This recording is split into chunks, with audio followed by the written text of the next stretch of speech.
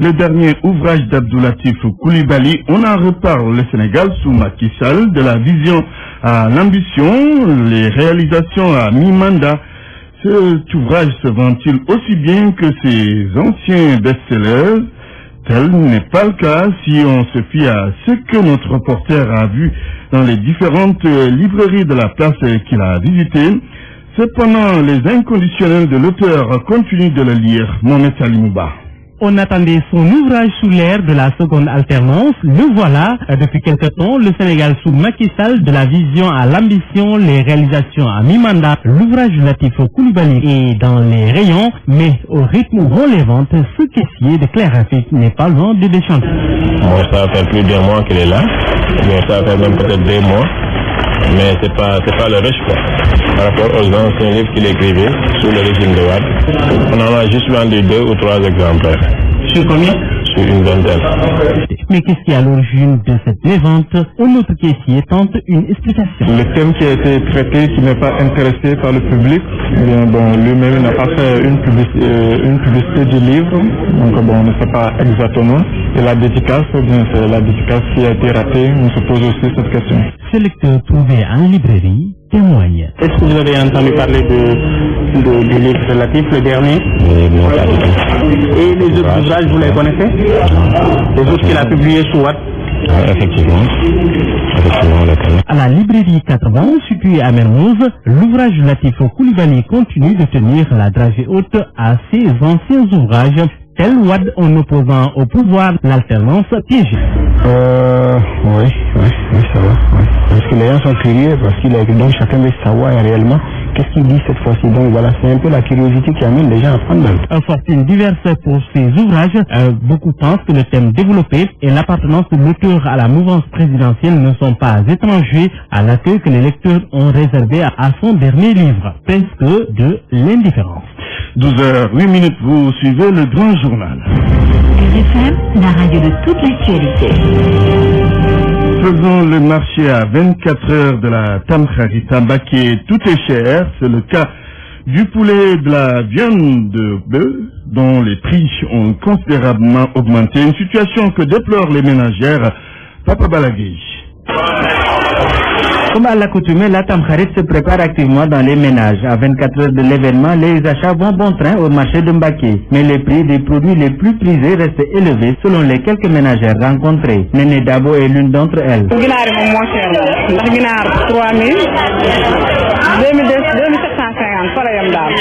poulets sont chers entre 3100 et 2750 euros. Ce n'est pas de qualité en plus, c'est trop cher. Les mesures n'en parlons pas. Carottes ou entre autres.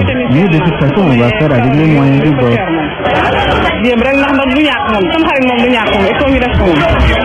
Si les unes prennent d'assaut les moulins à mine, d'autres préfèrent passer commande auprès des vendeuses de couscous pour la qualité du produit, mais surtout le gain de temps. Oui, une petite famille. Préparer du couscous avec tout cet arsenal, c'est fatigant. Heureusement que nous avons une mamie qui peut bien faire du couscous de qualité. Et on préfère acheter auprès d'elle pour faire plaisir à la famille.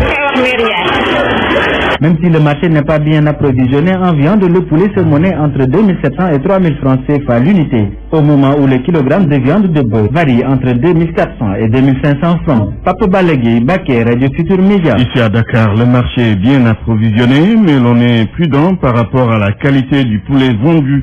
C'est parce qu'à Kaolack, une importante quantité de chair pourrie a été saisie hier.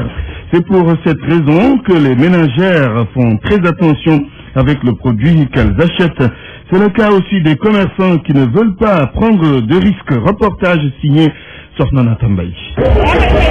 Sur l'étal de Mbaye, au marché Silène, une vingtaine de poulets attirent les clients. Certains plutôt charnus, d'autres pas tellement. Mais sont-ils de bonne qualité? C'est une reproduction venant de moi. J'ai acheté des poussins, j'ai acheté des aliments et j'ai un médecin qui suivre mes poussins jusqu'à 45 jours.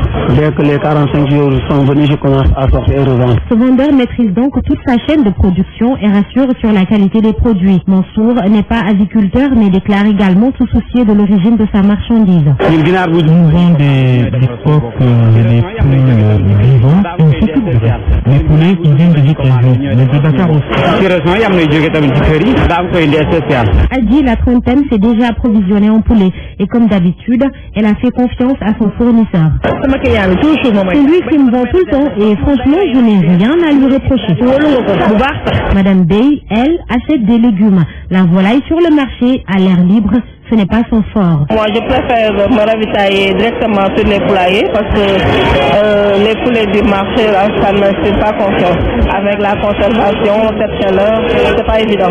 Si vous êtes devant le poulet, il y a une mauvaise odeur qu'il dégage, quoi. Après la qualité, le prix. Nous vendons des poulets à 2500, 3000 francs. Il y a des poulets là-bas qui posent 4 kilos, on les vend à 5500. Avec la chaleur, le poulet ne pousse pas vite parce qu'il ne peut pas manger la journée ni boire. À 2500 pièces, les clients peuvent acheter un poulet, élément presque incontournable dans la préparation de la sauce dont vont accompagner le couscous. Mais attention, la qualité de la volaille est essentielle. La Tamkharit, c'est la fête du couscous et pour un bon couscous, il faut un bon émollient, plus connu sous le nom de lalo, un produit qui n'est pas très prisé en temps normal, mais qui s'écoule très bien en ce moment. Et les femmes tiennent beaucoup à la qualité de lalo pour réussir leur plat de couscous. Reportage Awambaye. Awambaye, donc, ce sera dans quelques instants. Nous allons écouter le reportage d'Awambaye. Oui, de l'autre côté de la technique, Aline Diassé. Awambaye, ce sera lors de nos prochaines éditions.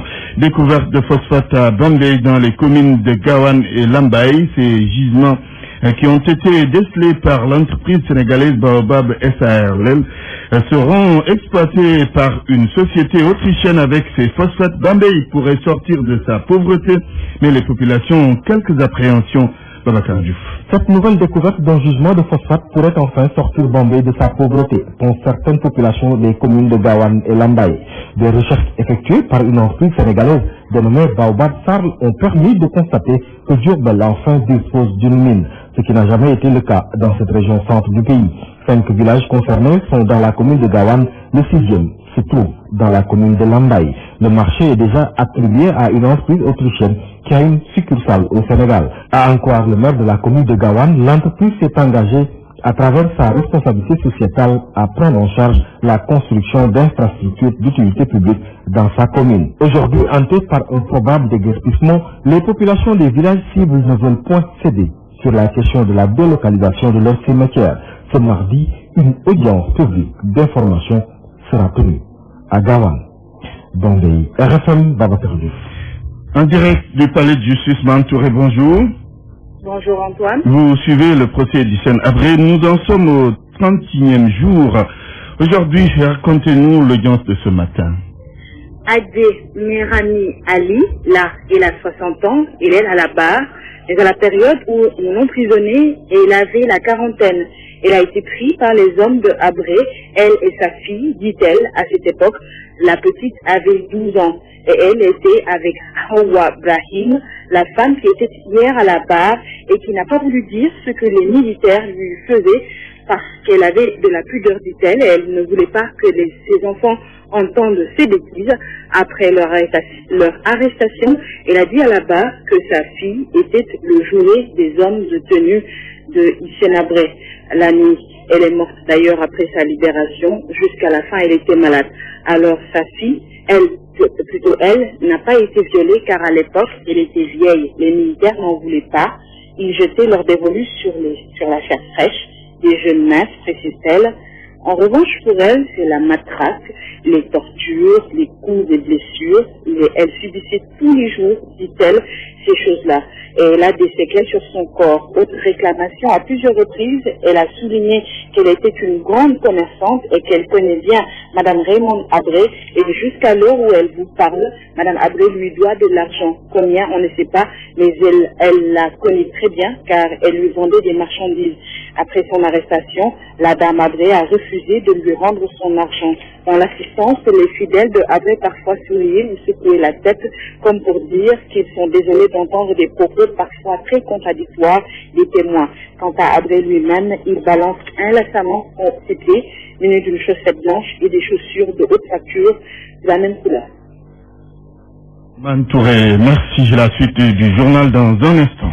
RFM. L'actualité internationale. L'actualité internationale avec Binta Diallo. Bonjour Binta. Bonjour Antoine. Guinée, la question des recours divise l'opposition. 10 jours après la présidentielle, aucun recours n'est encore introduit auprès de la Cour constitutionnelle. L'opposition guinéenne Daouda Diouf est divisée sur la question.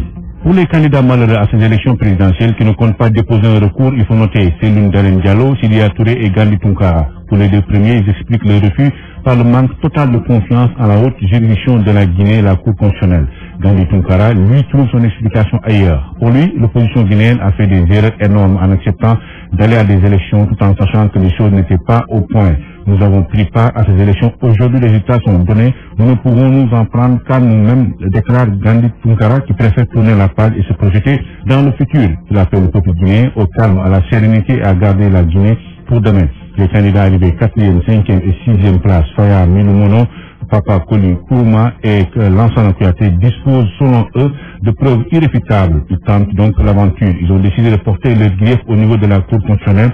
Ils estiment que cette juridiction supérieure saura lire le droit puisque les accusations qu'ils vont porter à son niveau seront étayées de preuves irréfutables. En Guinée, Alpha Condé a été réélu président de la République et l'opposition reste divisée quant au recours. En Côte d'Ivoire, la marche de l'opposition prévue aujourd'hui a été interdite. Interdite par le préfet d'Abidjan, la marche a été initiée par l'opposition regroupée au sein de la coalition nationale pour le changement. La CNC voulait exiger des conditions pour une élection crédible et apaisée en Côte d'Ivoire. Mariama Goudjabi. La marche pour la dénonciation de la fraude organisée par l'opposition ivoirienne s'est vue interdite hier par le préfet d'Abidjan. Une décision notifiée aux membres du parti de Mamadou Koulibaly. Les opposants regroupés dans la coalition nationale pour le changement ont appelé à un rassemblement aujourd'hui pour, disent-ils, exiger des conditions optimales d'une élection crédible et apaisée. Une déclaration de Jean-Gervais Tcheïdé, le porte-parole de cette coalition. Charles Konan Bani, candidat à l'élection présidentielle du 25 octobre prochain, lui, estime que la liste électorale n'est pas fiable. De son côté, Mamadou Koulibaly, leader du parti Liberté et Démocratie pour la République, par ailleurs ancien candidat aux élections, dénonce les anomalies qui, selon lui, ont gangréné tout le processus électoral. Il considère que toutes ces imperfections sont l'œuvre de la commission électorale indépendante qui, d'après lui, a un parti pris pour le candidat Alassane Ouattara. La Côte d'Ivoire, aux urnes le dimanche prochain, 10 candidats sont en lice pour la présidentielle. La FDH, la Fédération internationale des droits de l'homme, a appelé hier à une élection apaisée ainsi que plusieurs autres organisations internationales et ivoiriennes. République démocratique du Congo, la CENI, a un nouveau patron. 11 jours après la démission de l'abbé Malou Malou, la Commission nationale indépendante congolaise a un nouveau secrétaire exécutif. Il s'appelle Corneille Nanga, proposé par 8 confessions religieuses comme l'exige la loi. Le seul problème est que l'Église catholique, confession religieuse majeure en RDC, s'est retirée du vote. Elle regrette le fait qu'il n'y ait pas eu de débat réel autour de cette candidature. Égypte, le premier tour des élections législatives a connu un faible taux de participation. 26,5%. En scrutin législatif joué d'avance en faveur du président Sisi. Il a pratiquement remporté tous les 596 sièges du Parlement égyptien. L'ex-chef de l'armée qui réprime l'opposition depuis qu'il a été destitué, depuis qu'il a destitué Antoine, le président Mohamed Morsi en 2013. On va terminer avec le Vatican qui dément une maladie du pape et parle de complot. C'est le quotidien national italien qui avait donné l'information que le pape François souffrirait d'une tumeur au cerveau, ce que le Vatican a très vite démenti en parlant de complot destiné à déstabiliser le souverain pontife à quelques jours de la clôture du délicat synode sur la famille Antoine. Merci Binta Diallo pour toutes ces informations. Parole aux auditeurs. L'actualité, qu'en pensez-vous? Moi, je pense que vous devez. Réagissez dans nos éditions d'information sur l'actualité. Bonjour. Oui, bienvenue sur cette antenne de radio. Du lundi au vendredi, vous avez la parole sur RFM. Autosuffisance en 2017, le président Macky Sall formule là-dessus, utopie ou pas, vous aurez la parole dans Point de vue.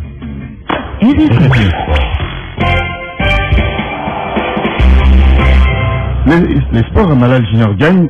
Rebonjour. Rebonjour Antoine. Éliminatoire du CHAN 2016. Les Lions locaux prêts pour le match de samedi.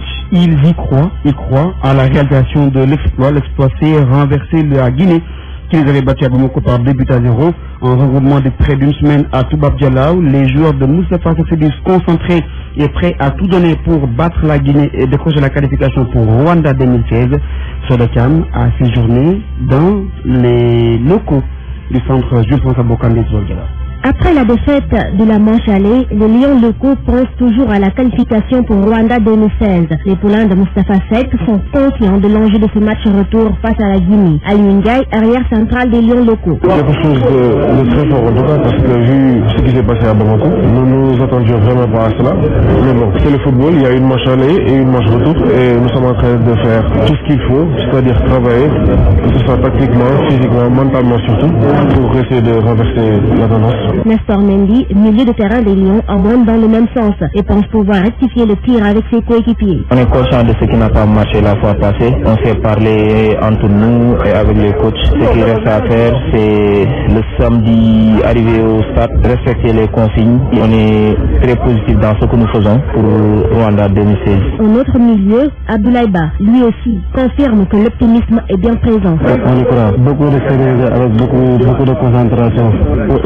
Pour essayer de renverser la vapeur au match retour. La match retour est prévue à Dakar. Alors, une pression du public sénégalais sans doute sur les Lions locaux. Mais Mohamed Sissé, défenseur, rassure. On est bien mentalement, on sait que dès l'entame de match, on va se mettre pour se qualifier. Voilà, on va se qualifier, Inch'Allah. Ne vous inquiétez pas. Après avoir raté le CHAN 2013, les Lions du championnat local se fixent comme objectif de dévorer le fili national local afin de se donner une place au soleil à Kigali pour le CHAN Rwanda 2016. Participer donc à l'édition de 2009 et de 2011, l'équipe nationale locale du Sénégal s'est fixé comme objectif d'aller prendre part au CHAN prévu en 2016 au Rwanda.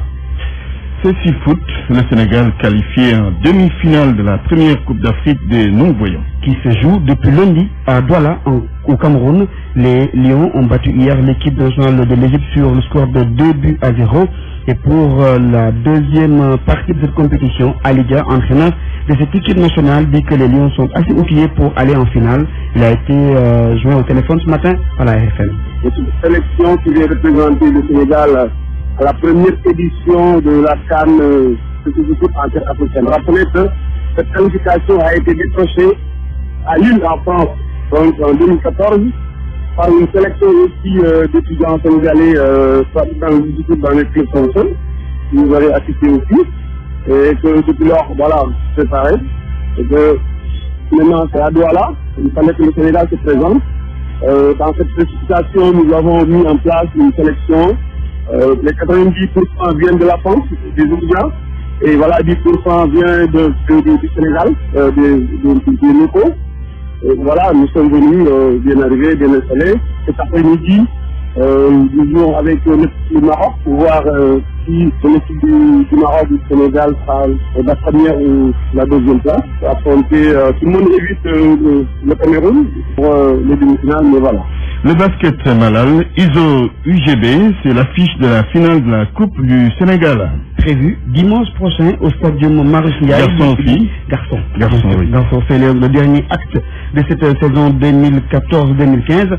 Les étudiants de Samar battus la semaine dernière, le week-end dernier plutôt, par les étudiants de Dakar en finale du championnat, vont vouloir sauver la saison face à une équipe union sportive de Wakam qui s'est entraînée pendant près de 2 mois pour jouer cette finale. Mais de l'avis de Idrissa Sissoko, entraîneur et coach formateur à Site Academy, les équipes partent à chance égale. Il est avec RFM. Et d'abord, c'est 2 équipes qui ont un peu à peu près le même style de jeu, qui est basé sur une très bonne défense, et ils réussissent à bien faire le jeu de transition. Donc c'est 2 équipes qui défendent très très bien, et ils partent tout le temps en contre-attaque et ils ont un excellent jeu de transition.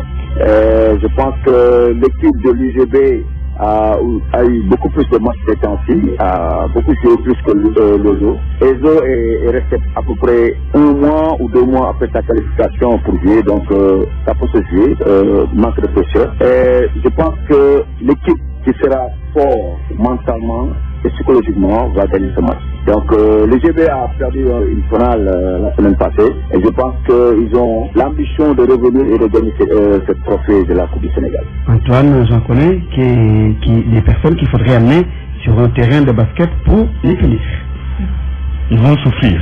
Merci, Malal Junior Diagne, pour cette page des sports.